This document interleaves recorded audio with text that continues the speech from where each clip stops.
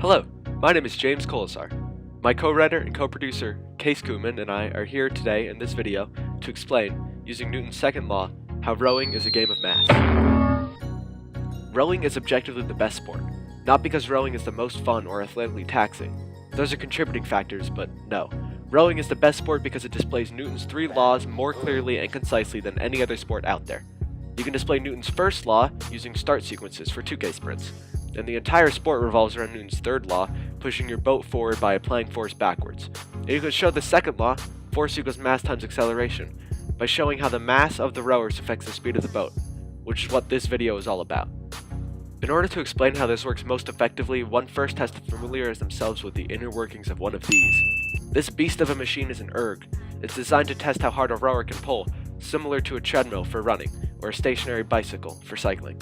It's designed like how a boat would be, with a sliding seat and foot stretchers, but instead of pulling on an oar handle to move water, you pull on an erg handle to rotate a fan. The power that you pull the fan with corresponds to the split showing on your erg screen, displaying how quickly you're pulling. The fan requires a ton of power to be pulled hard, and since your split is the biggest determining factor for where you'll be placed in the boat, it's imperative to get this number as low as possible. Taking that into account, you want to bulk up as much as you can, because the heavier you are, the faster you can get that fan moving. The force you apply to the fan is equivalent to the mass multiplied by the acceleration of the body applying the force. So the more weight you can put behind each pull, the more force you'll apply to the fan.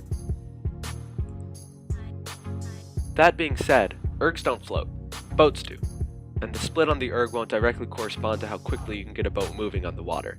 After all, the heavier a boat is, the slower it would move, right? A boat of 8, where every man weighs 150 pounds, will be 240 pounds lighter than a boat of 8 where every rower weighs 180 pounds, which is a substantial difference. While the heavier boat is at a disadvantage, the extra force required by the higher weight doesn't even come close to countering the increased pressure able to be given by the 180 pounders, especially when taking into account the extremely low coefficient of friction between the rowing shell and the water. It seems almost unfair to run these weights against each other in an even competition.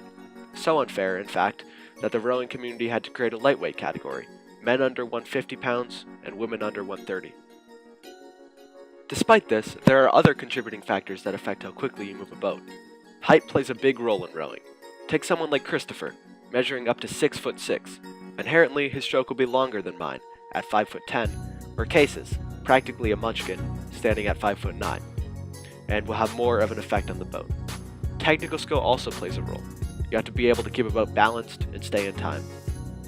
Looking at real-world examples, however, we can see that weight is still the overwhelming factor for moving a boat.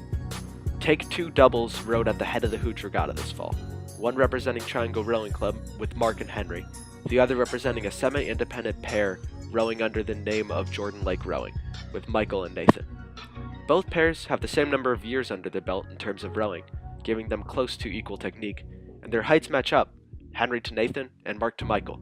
But Mark and Henry both weigh just over 150 pounds, while Michael and Nathan weigh closer to 180, 190 pounds.